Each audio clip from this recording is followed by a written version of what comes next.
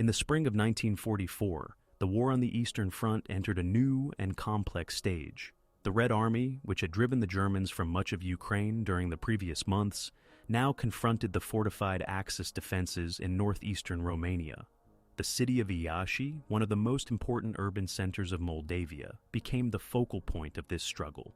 Its location was strategically decisive. Lying at the crossroads of routes leading from Bessarabia into the Romanian heartland, it formed a natural anchor for the German-Romanian defensive line known as the Jassy-Kishinev sector.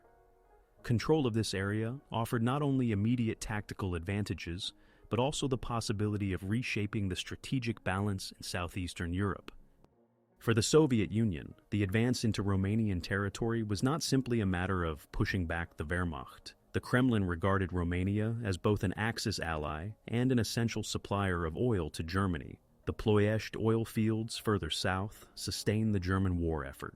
Breaking through in Moldavia would open the way to these resources, and at the same time, it would put Soviet forces on a direct path toward the Balkans. Political considerations weighed heavily as well. Soviet influence in post-war Eastern Europe depended on demonstrating the capacity to liberate and occupy territories aligned with the Axis. By pressing into Moldavia, Moscow sought both to erode German strategic depth and to strengthen its negotiating position with its Western allies. From the German perspective, Romania's defense was a matter of survival. Adolf Hitler insisted that the oil supply from Romania was irreplaceable. To lose it meant to cripple the Reich's ability to fuel tanks, aircraft, and vehicles across all fronts. As early as 1943, Field Marshal Erich von Manstein and later General Johannes Friesner, commander of Army Group South Ukraine, emphasized the importance of holding the Romanian front at all costs. The German command expected the Red Army to intensify pressure in this sector and prepared to reinforce it with veteran divisions, including armored units equipped with Panzer and Tigers. Alongside them stood substantial Romanian forces under Marshal Ion Antonescu's leadership, motivated by both alliance obligations and the fear of Soviet occupation. Romania itself found its position increasingly precarious. Having joined the Axis in 1941 to regain Bessarabia and northern Bukovina, which had been annexed by the Soviet Union the year before, the country had since experienced both territorial gains and heavy losses. By 1944, Romanian troops had fought extensively on the Eastern Front, from Odessa to Stalingrad, suffering hundreds of thousands of casualties.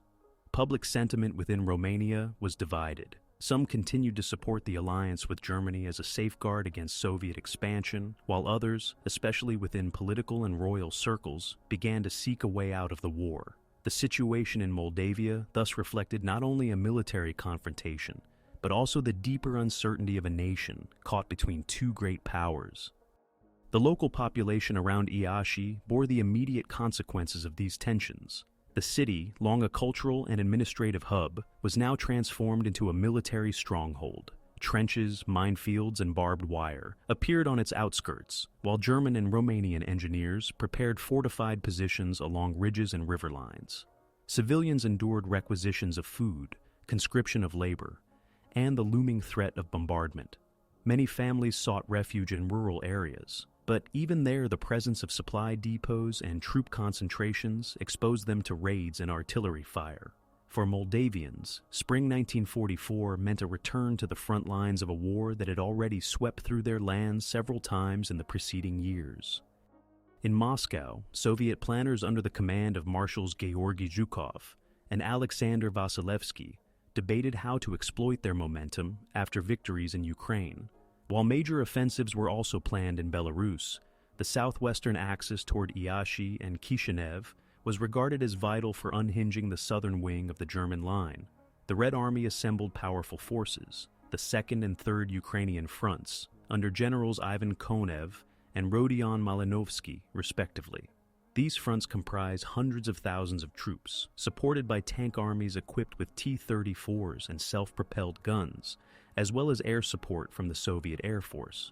Yet, despite this strength, Soviet intelligence underestimated the depth of the Axis defenses and overestimated the possibility of a rapid breakthrough.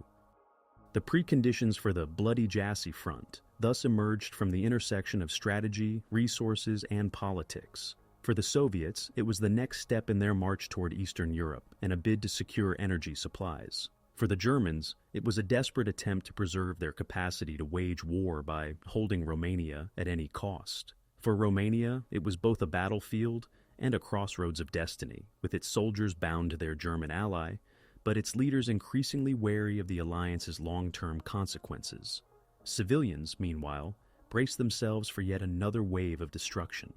The stage was set for a series of costly Soviet assaults that, while failing to achieve immediate success, would lay the groundwork for the decisive offensive later in the summer.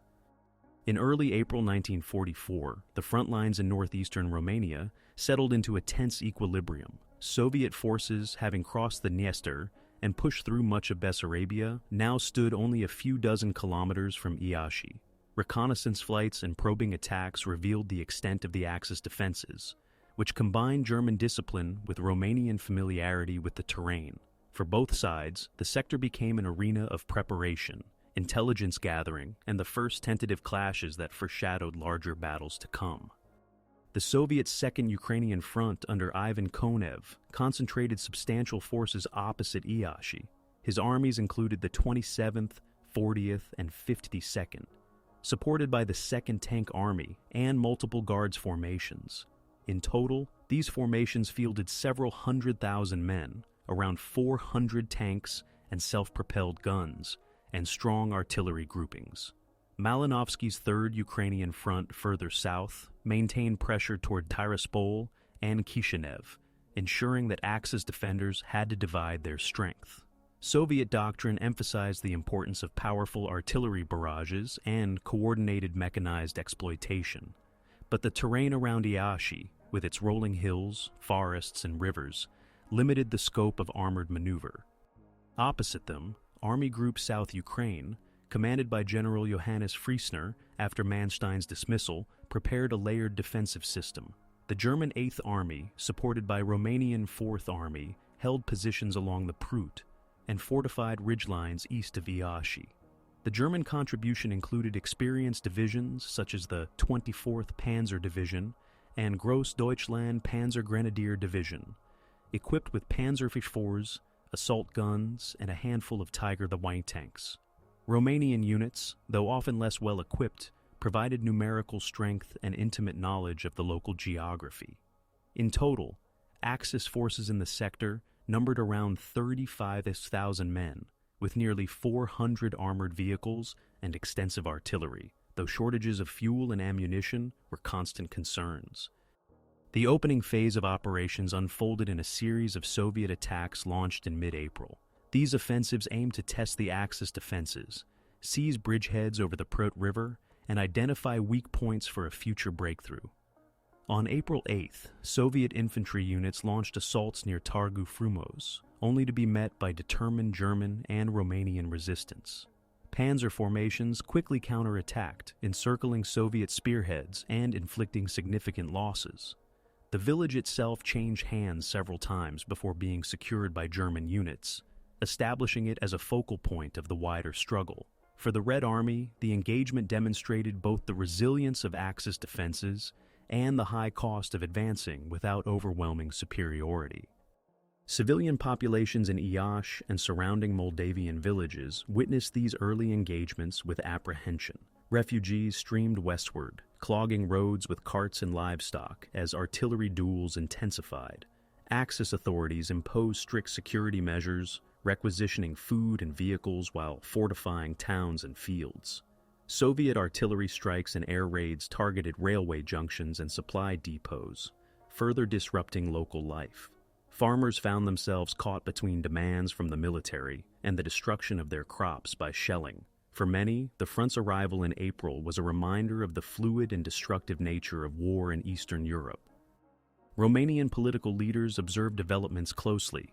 Marshal Ion Antonescu remained committed to the alliance with Germany, convinced that only through joint resistance could Romania avoid Soviet occupation. Yet in Bucharest, members of the royal court and opposition parties began secret contacts with Western allies, hoping to negotiate Romania's exit from the war. These internal divisions did not affect immediate military operations, but they underscored the fragile nature of Romania's alliance with Berlin. The fighting around Iași thus unfolded against a backdrop of growing political uncertainty. For the German High Command, the April clashes confirmed that the Red Army intended to test the Jassy sector before launching a larger offensive. Hitler ordered reinforcements into the region, despite the strain on German resources caused by simultaneous battles in Ukraine and preparations for Allied landings in the West. Luftwaffe units, though diminished, were deployed to protect Iași from Soviet air attacks, while engineers expanded defensive belts with mines and obstacles. German officers expressed confidence that their combination of experienced troops, armored reserves, and fortified positions could blunt further Soviet assaults. By the end of April 1944, the front had stabilized once more, but both sides recognized that the struggle for Iași was far from over. The Soviets had tested the line and suffered setbacks, while the Germans and Romanians had demonstrated their ability to coordinate a flexible defense.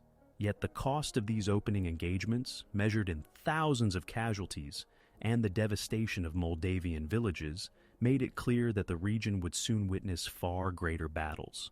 The opening phase of the Jassy Front had revealed both the determination of the attackers and the resilience of the defenders, setting the stage for the escalating confrontations of May and June.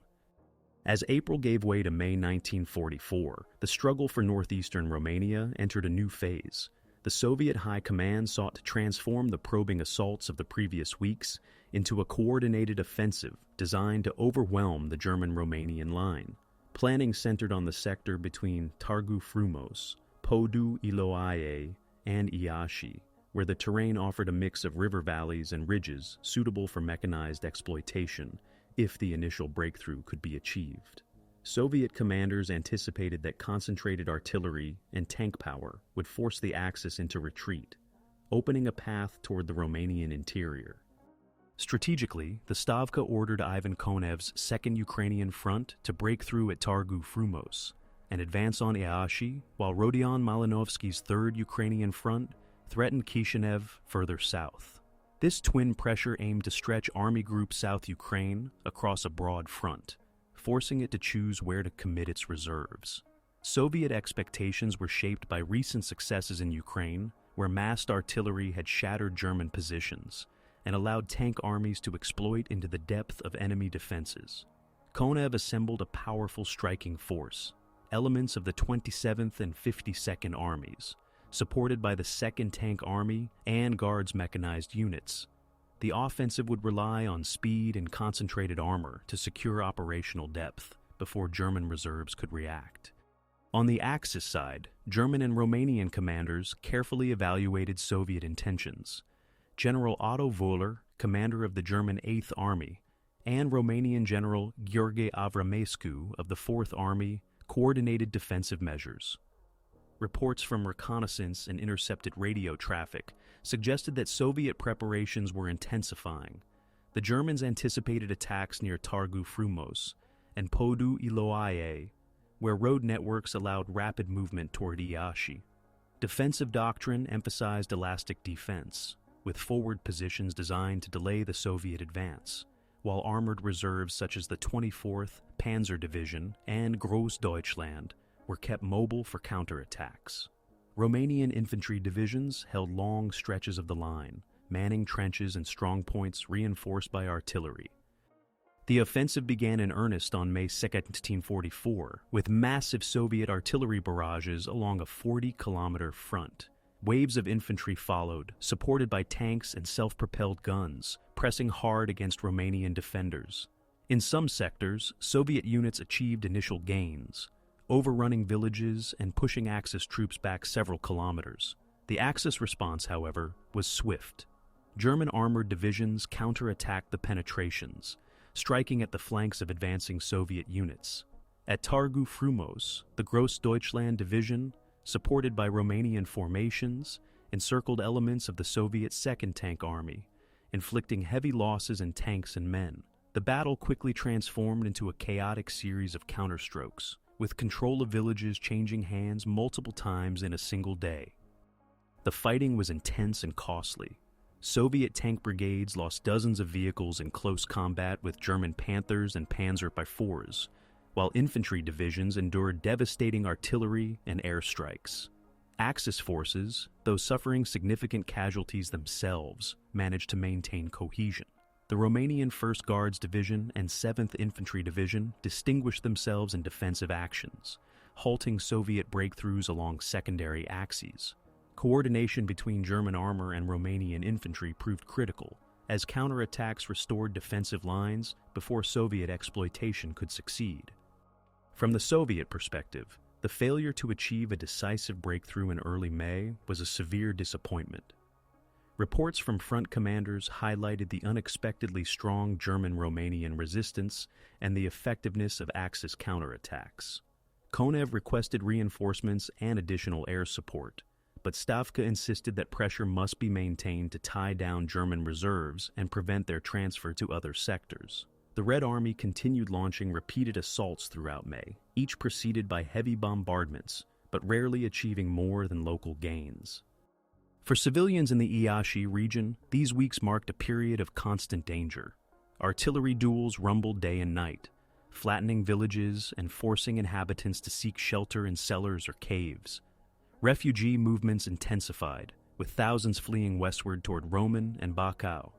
Food shortages worsened, as fields were destroyed by shell fire and livestock requisitioned by both armies. The city of Iași itself, though not yet directly attacked, became a rear base filled with wounded soldiers, supply depots, and hastily constructed air defense positions. Its population lived under the constant threat of Soviet air raids, which targeted railway yards and military installations. Politically, the situation in Romania grew more complex. Antonescu pressed for continued resistance, citing German promises of reinforcement and the necessity of holding the Red Army away from the country's core regions. At the same time, opposition groups in Bucharest viewed the Soviet offensives as both a threat and an opportunity. If the Axis line collapsed, Romania risked occupation, but if the country could shift allegiance before disaster, it might salvage a place among the victorious allies. These calculations remained hidden from the battlefield, yet they influenced the long-term stakes of the fighting around Iași. By the end of May, the Soviet offensives had failed to achieve their strategic objectives. Despite committing large forces, the Red Army had not broken through to Iași or Kishinev. German and Romanian units remained in control of their defensive lines, albeit at considerable cost in manpower and material. Soviet losses were also heavy, with tank armies suffering depletion in both vehicles and experienced crews. The stage was set for a prolonged confrontation, as both sides sought to learn from the battles of spring and prepare for the greater clashes that would follow in the summer of 1944. In June 1944, the confrontation around Iași reached a level of intensity that underscored both the determination of the Soviet command and the resilience of the German-Romanian defenses. Having failed to achieve a decisive breakthrough in May, the Red Army adjusted its operational plans. Stavka directed Konev's 2nd Ukrainian Front to prepare renewed efforts, this time coordinating more closely with Malinovsky's 3rd Ukrainian Front to stretch Axis resources even further. The goal was not merely to seize Iași, but to collapse the entire defensive system in northeastern Romania, paving the way toward Ploiești and the Danube. The Soviet plan for June emphasized larger concentrations of artillery and the use of fresh reserves. Additional rifle corps were brought forward, while depleted tank brigades received replacement T-34s and self-propelled guns. The Red Air Force intensified its activity, targeting Axis rail lines and depots in an attempt to weaken supply networks.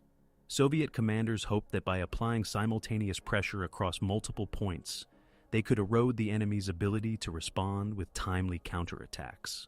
In theory, this approach mirrored successful operations elsewhere on the Eastern Front, where sustained attrition and deep penetrations had forced German retreats. Yet the Axis position around Iași was uniquely fortified.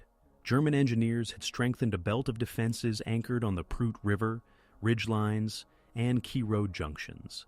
These positions incorporated minefields, anti-tank obstacles, and interlocking fields of fire supported by artillery. Romanian infantry divisions, though often under-equipped, manned extensive trench networks, their presence freeing German armored units for mobile counterattack roles. The 8th Army and Romanian 4th Army maintained close coordination, with headquarters in constant communication to shift reserves rapidly. German commanders had studied Soviet tactics and anticipated the use of massed armor, preparing ambush zones where anti-tank guns and Panzer formations could strike concentrated blows. The clashes of early June unfolded with a familiar pattern. Soviet artillery opened with heavy barrages, followed by infantry and tank assaults across narrow sectors. At Podu Iloaiei, Soviet rifle divisions advanced in strength, only to encounter fierce resistance from Romanian troops entrenched on commanding high ground. When Soviet armor attempted to push through, German counterattacks with Panzer IVs and Stu-G assault guns struck their flanks, forcing withdrawals. At Târgu Frumos, renewed Soviet efforts brought temporary advances, but were again contained by the Grossdeutschland division, which had become synonymous with the defense of this critical sector. Casualty figures reflected the attritional nature of these engagements. Soviet losses in June included thousands of men and significant numbers of tanks, while Axis forces also suffered heavily in manpower, especially among Romanian infantry divisions that absorbed the brunt of initial assaults. Despite their numerical inferiority, the Axis maintained cohesion, and their defensive tactics repeatedly blunted Soviet momentum.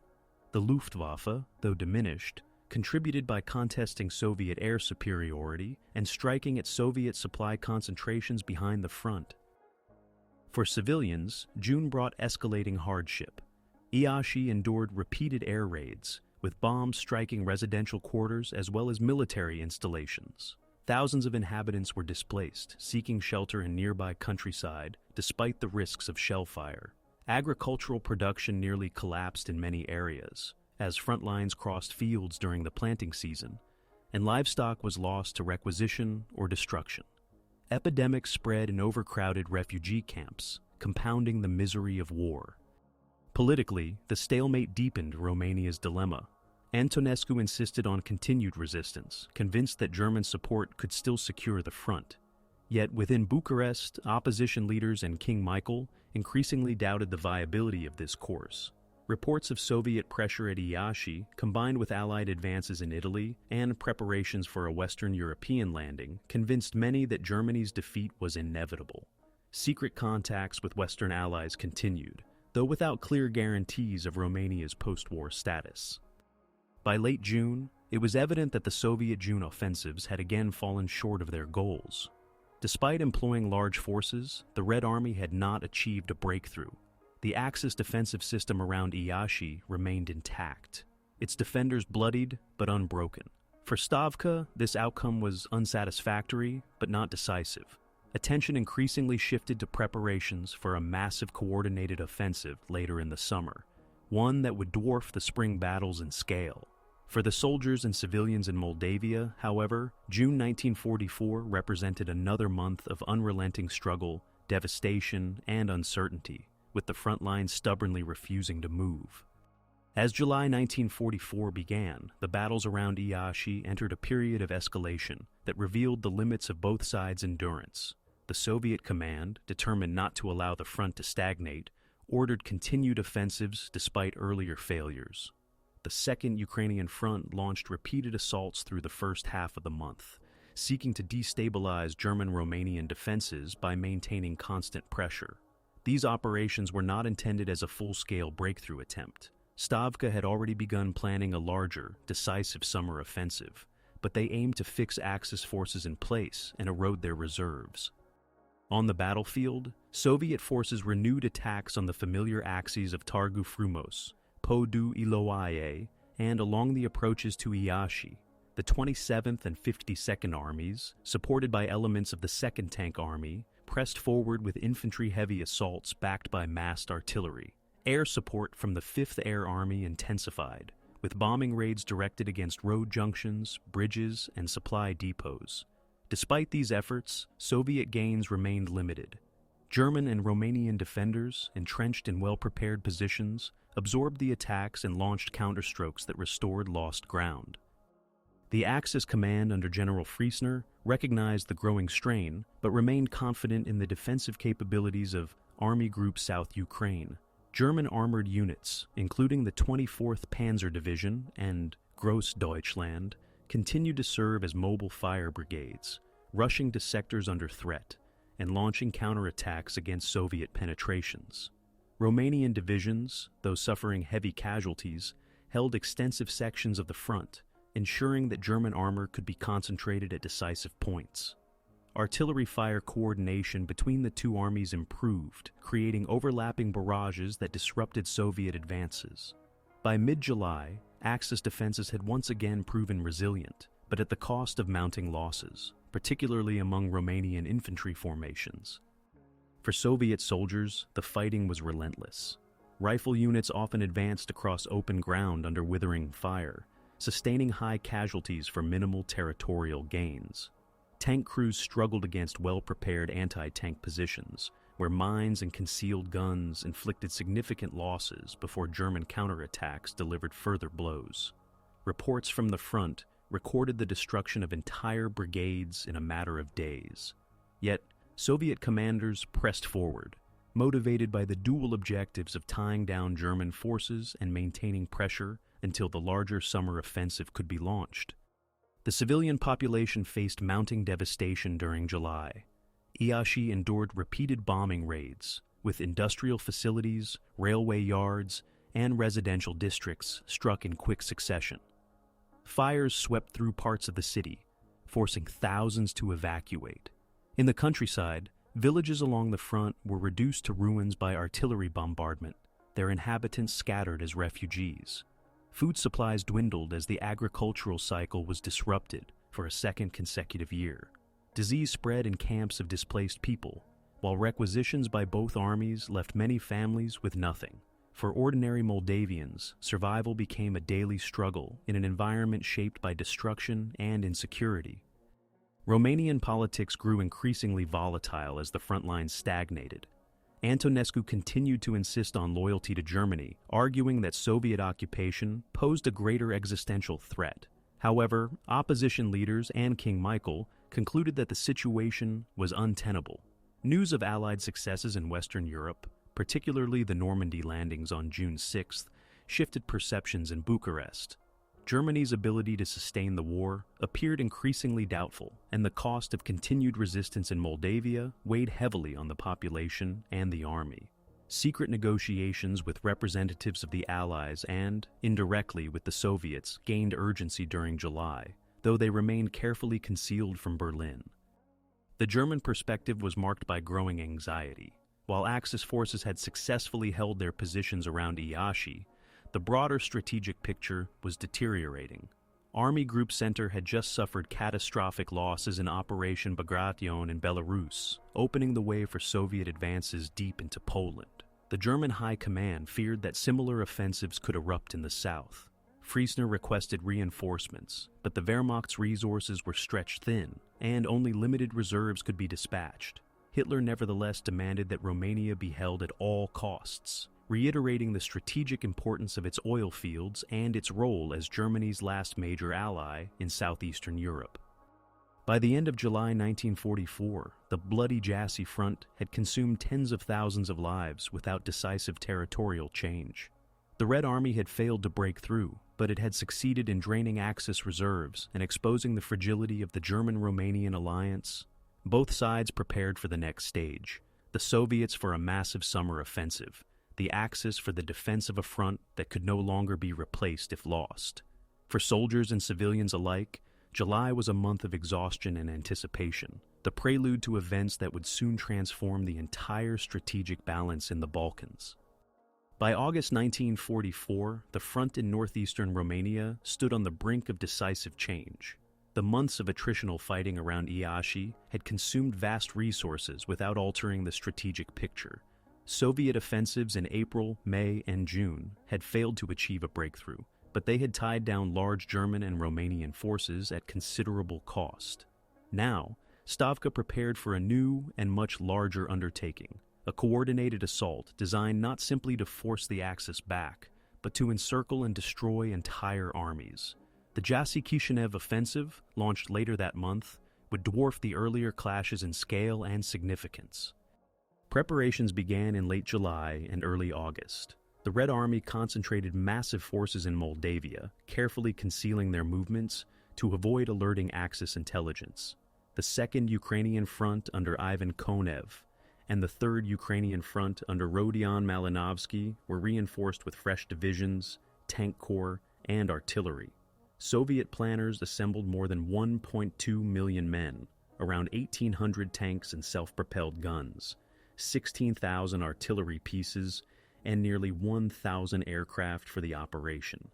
Logistical networks were expanded, with supply depots established in captured areas of Bessarabia and along the Dniester. Railways were repaired to allow the movement of heavy equipment.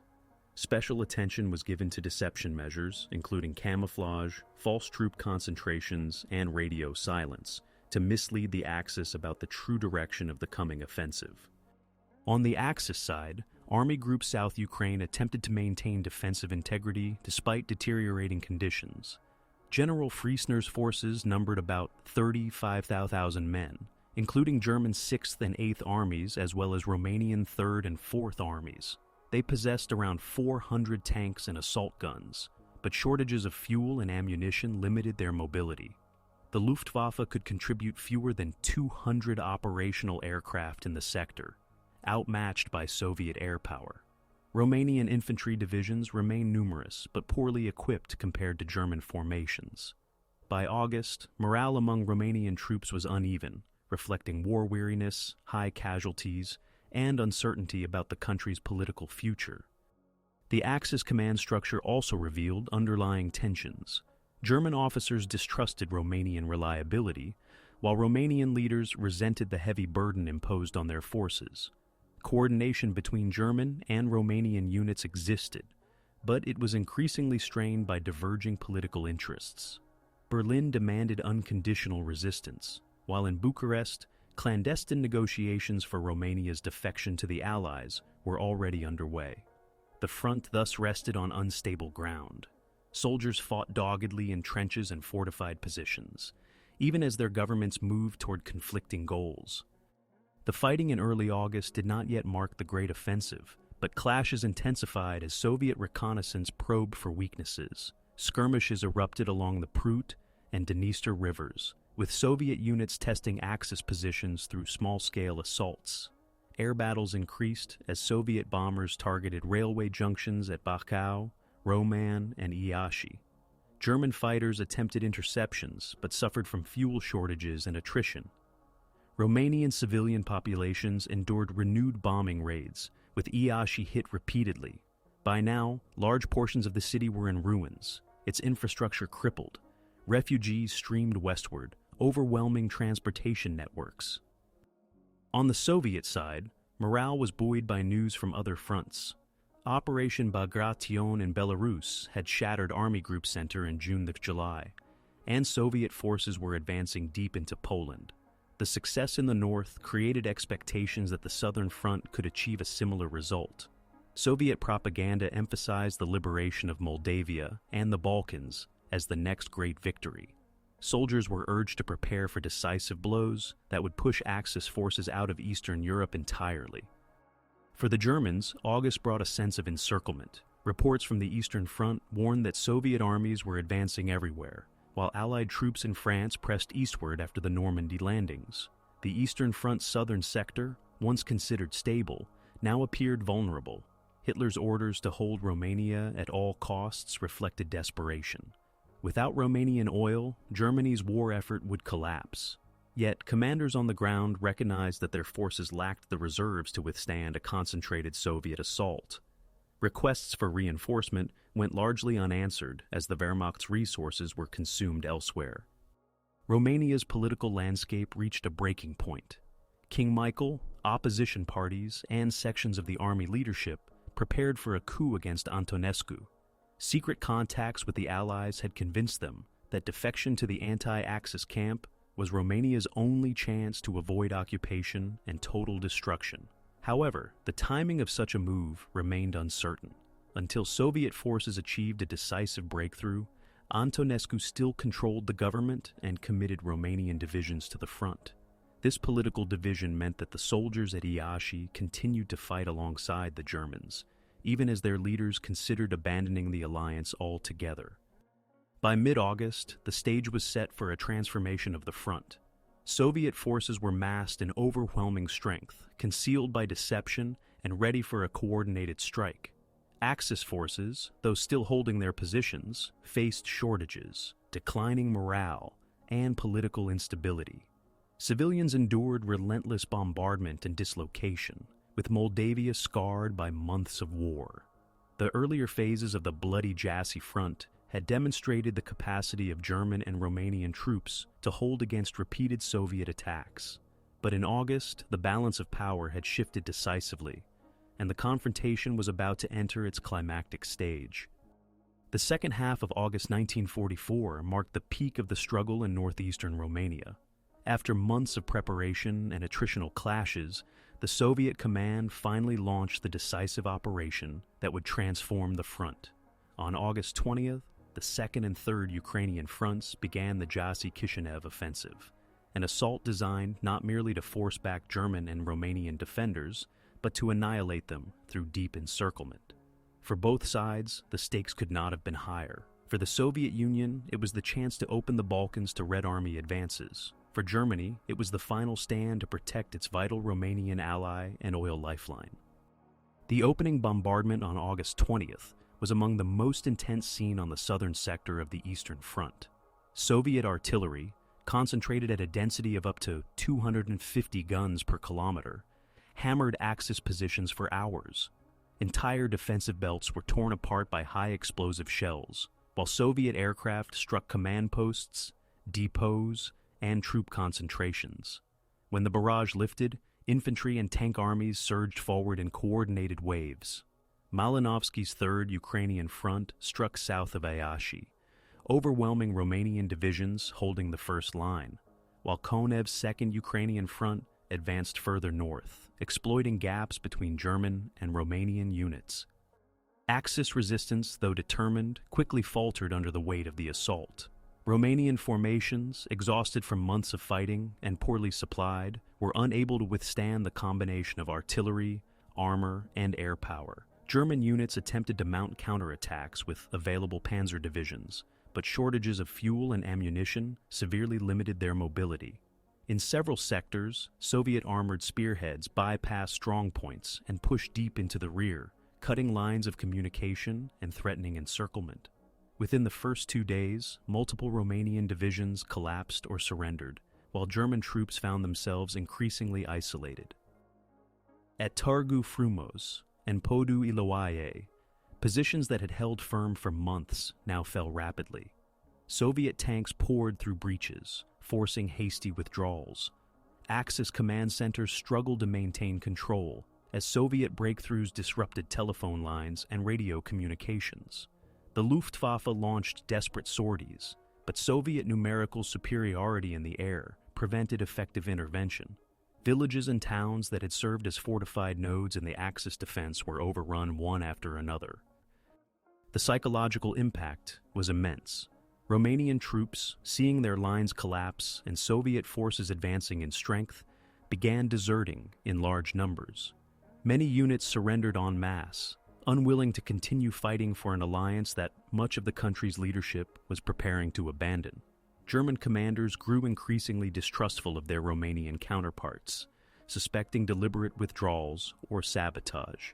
In reality, the collapse was driven more by exhaustion and overwhelming Soviet force than by deliberate betrayal. Civilian populations faced chaos as front lines dissolved. Iași, long spared a direct assault, now lay exposed to Soviet advance. Bombing raids and artillery barrages intensified, causing further destruction. Thousands of refugees streamed westward, but Soviet armored thrusts often cut off escape routes. Panic spread across Moldavia, with roads choked by columns of civilians, retreating soldiers, and broken vehicles. For many, the speed of the Soviet breakthrough left no time to evacuate, trapping entire communities in the path of advancing armies.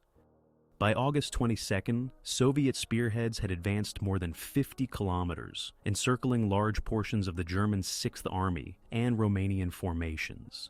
Attempts by German Panzer units to break the encirclement failed, as Soviet tank armies exploited their mobility to close gaps and cut escape routes. The situation resembled earlier disasters at Stalingrad and Korsun, with tens of thousands of Axis troops trapped in rapidly shrinking pockets. At the political level, the rapid Soviet advance coincided with decisive developments in Bucharest. On August 23rd, King Michael and opposition leaders launched a coup against Marshal Antonescu.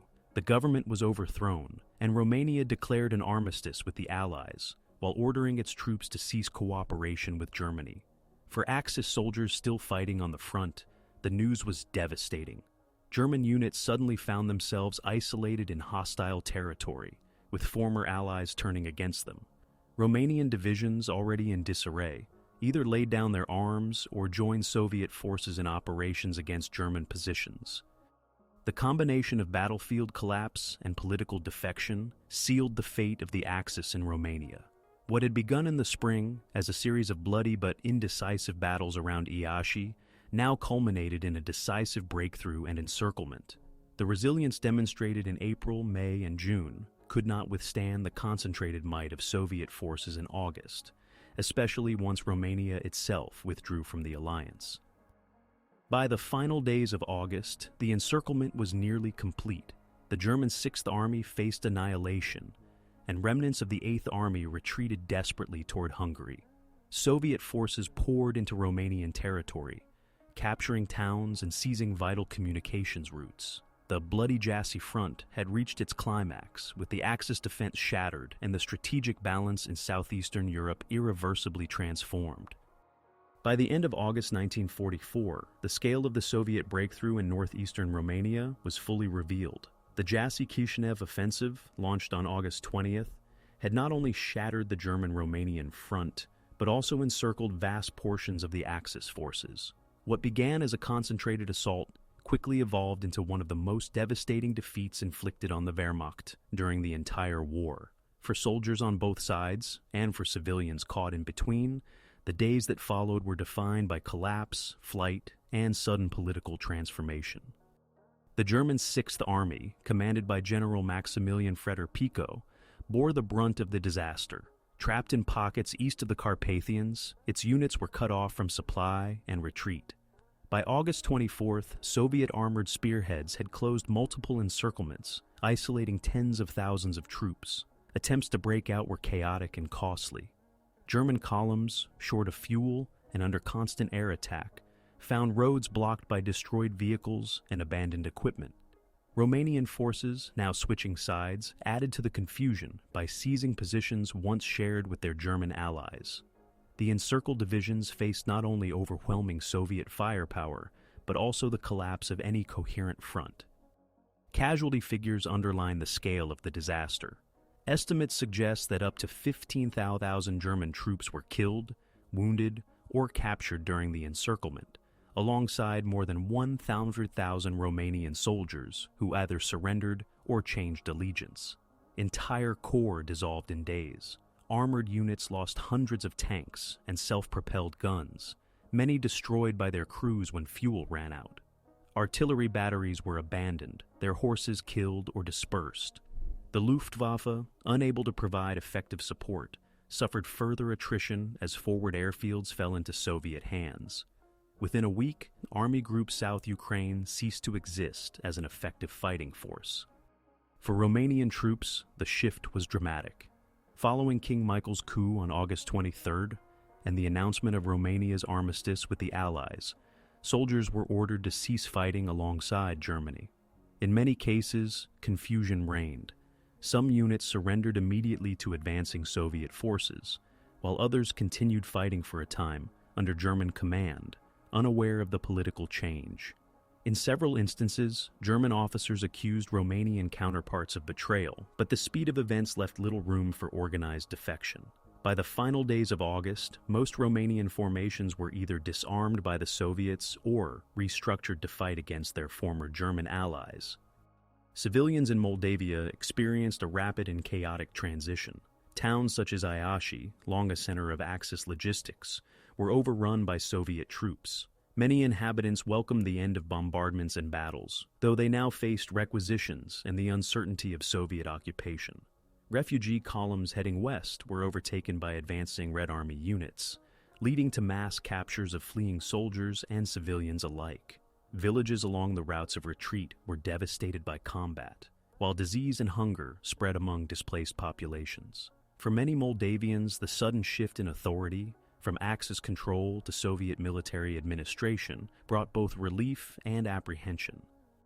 German commanders attempted to salvage what remained of their forces by retreating westward into Transylvania and Hungary. Friesner urged Hitler to authorize a general withdrawal before the encirclement closed, but orders from Berlin insisted on holding positions until too late. As a result, the retreat became a rout. Units that managed to escape across the Carpathians did so in small, scattered groups, often abandoning heavy equipment. The loss of Romania not only deprived Germany of its most important oil source, but also exposed the Balkans to rapid Soviet penetration. For the Soviets, the operation was a striking success. Within less than 2 weeks, they had destroyed a major German army group, secured control of northeastern Romania, and opened the path to the Balkans. The Second and Third Ukrainian fronts advanced at a pace rarely seen on the Eastern Front, covering more than 300 kilometers in under a month. Soviet propaganda hailed the liberation of Moldavia and the defection of Romania as proof of the Red Army's unstoppable momentum. Commanders such as Konev and Malinovsky were celebrated for delivering one of the war's most decisive victories. Politically, the consequences were immediate. Romania's defection to the Allies on August 23rd meant that its remaining armed forces, now reorganized, would participate in operations against Germany. Soviet control, however, quickly established itself in practice as Red Army occupation guaranteed Moscow's influence over Romanian affairs. The German reaction was one of shock. The collapse of their southeastern front created a strategic vacuum, with Bulgaria, Hungary, and Yugoslavia suddenly exposed. Berlin scrambled to reposition forces from other fronts, but the scale of losses in Romania could not be compensated. By the close of August 1944, the bloody Jassy Front that had consumed months of fierce fighting reached its decisive conclusion. The Axis line that once seemed capable of resisting repeated Soviet assaults had dissolved in a matter of days. For German soldiers, it was a catastrophe. For Romanian troops and civilians, a moment of upheaval that reshaped their country's fate.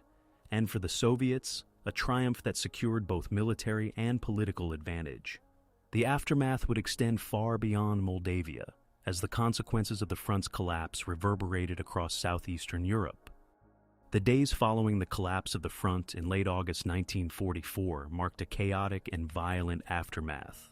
Encircled German units, cut off in the broken terrain of eastern Romania, attempted desperate breakouts toward the Carpathians. Columns of soldiers, dragging carts, vehicles, and remnants of heavy weapons tried to push westward under continuous Soviet air and artillery attacks. Survivors described scenes of devastation.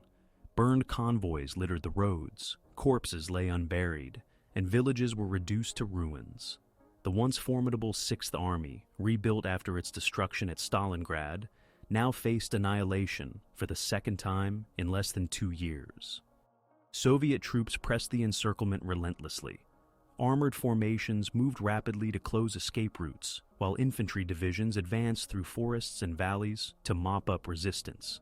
Pockets of German soldiers fought bitterly, sometimes holding out for days before exhaustion, hunger, and lack of ammunition forced their surrender. Entire corps dissolved under this pressure. Thousands of prisoners were taken, marched eastward under guard, many to spend years in captivity. Soviet reports boasted of capturing not only vast numbers of men, but also immense stores of equipment, hundreds of artillery pieces, thousands of vehicles, and stockpiles of ammunition abandoned in the retreat. Romanian forces, caught between shifting alliances, underwent a dramatic transformation. Units that had fought alongside the Germans for years were rapidly disarmed by Soviet commanders, who regarded them with suspicion despite Romania's declaration of an armistice. In some cases, Romanian divisions were reorganized and re-equipped to fight under Soviet direction against German troops retreating through Transylvania. Others were dissolved altogether, with soldiers sent to camps or assigned to labor duties. The process created confusion and hardship, but it also marked the beginning of Romania's forced integration into the Soviet sphere of influence. For civilians, the aftermath was equally complex. Many Moldavians welcomed the end of German occupation and the cessation of major battles, but they now faced the harsh realities of Soviet administration. Requisitions of food and livestock resumed under new authorities. Refugees returning to ruined villages found homes destroyed and fields burned.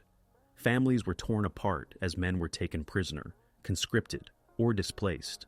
The shift of power did not immediately bring peace, but introduced a new phase of uncertainty, as Romania's population adjusted to a sudden change in alliances and the presence of Soviet troops in their daily lives. German survivors who managed to retreat through the mountain passes into Transylvania faced continuing pursuit. The Red Army advanced rapidly, exploiting its momentum to push across the Carpathians. Scattered German units regrouped as best they could, linking with reserves in Hungary. The retreat, however, was disorganized and costly. Many formations arrived depleted, their equipment abandoned, their morale shattered. Hitler reacted with fury, dismissing commanders and ordering that lost ground be retaken, though the means to do so were no longer available. The loss of Romania's oil, along with its manpower and agricultural resources, struck a fatal blow to the German war economy. In Bucharest, the political aftermath of the coup unfolded rapidly. King Michael's government proclaimed the end of the alliance with Germany and pledged cooperation with the Allies. German forces in southern Romania, particularly around Ploiești and Bucharest, attempted to resist or withdraw, but Romanian troops now opposed them. Battles broke out as Romanian and Soviet units attacked German garrisons, capturing airfields and oil facilities. Within days, German positions in the country's south collapsed, leaving the Red Army in control of the capital and its vital resources. The humanitarian consequences were severe. In the course of just a few weeks, hundreds of thousands of men were killed, wounded, or captured. Civilians endured destruction, hunger, and displacement on a vast scale. Entire communities were uprooted, with refugees spreading into central Romania and beyond. Infrastructure lay in ruins, bridges destroyed, railways torn apart, and towns burned. The devastation compounded the difficulties of recovery in a country already strained by years of war. For the Soviets, the aftermath represented both a military triumph and a political opportunity. The destruction of Army Group South Ukraine removed Germany's last major defensive line in the east of the Balkans.